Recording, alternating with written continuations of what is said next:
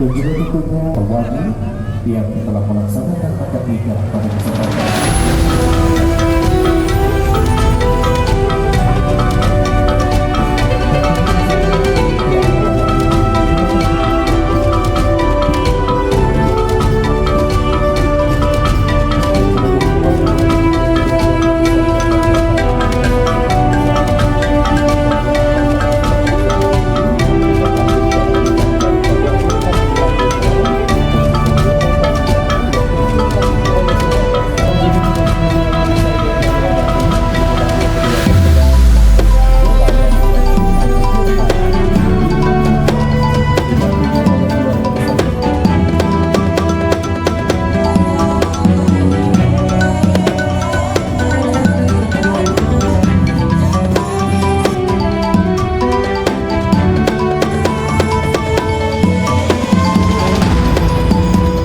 Semoga keluarga yang baru saja terbentuk ini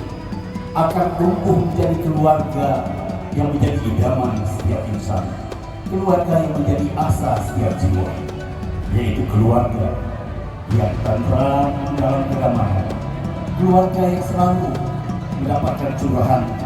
cinta dan kasih sayang yang lagi kita sebut dengan keluarga yang sakinah mawaddah